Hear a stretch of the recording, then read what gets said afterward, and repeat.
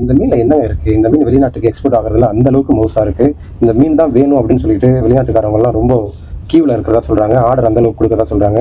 இந்த மீனோட பேர் கூட பறவை இனத்தோட பேரும் இந்த மீனோட பேரும் ஒரே நேம் கொண்டது. இந்த மீன் பார்க்குறதுக்கு எந்த அளவுக்கு அழகாக இருக்கோ அதே மாதிரி அந்த பறவை இனமும் ரொம்ப அழகாக இருக்கும். இந்த மீன் எந்த அளவுக்கு ஃப்ரெஷ்ஷாக இருக்குன்னு நம்ம பார்த்தாலே தெரியும். அதோட ரெக்கைன்னு சொல்கிறது இப்போ நான் பிடிச்சிருக்கேன் பாருங்கள். அந்த ரெக்கை எந்த அளவுக்கு ஷார்ப்பாகவும் அதோட உள்ள காவலன்னு சொல்கிறது கலரை பாருங்கள், சிகப்பாக ஃப்ரெஷ்ஷாக இருக்குங்க. இந்த மீன்லாம் நீங்கள் சாப்பிட்டு பாருங்கள். நீங்கள் உள்ள வச்சு செக் பண்ணும்போது அது ஒரு வளவளப்பான ஒரு லிக்யூட் மாதிரி இருக்கும்.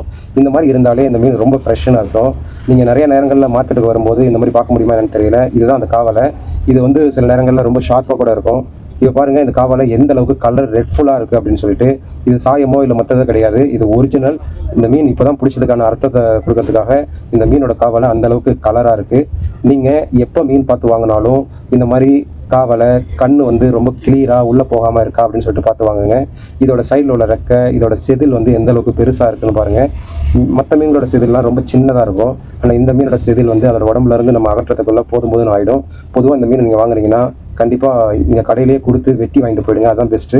நீங்களே ட்ரை பண்ணுறேன்னு சொன்னால் கண்டிப்பாக உங்களுக்கு காயம் ஏற்படுறதுக்கு அதிக வாய்ப்பு இருக்கும்.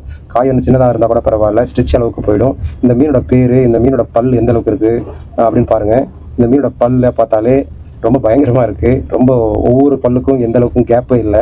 ஒரு மீனை மற்ற மீனை பிடிச்சா கூட ஈஸியாக இதை வந்து கடித்து சாப்பிட்ற அளவுக்கு இதோட தன்மை இருக்கும். அதனால் இந்த மீனுக்கும் ஒரு பறவை இனத்துக்கும் ரொம்ப நெருங்கின தொடர்பு உண்டு.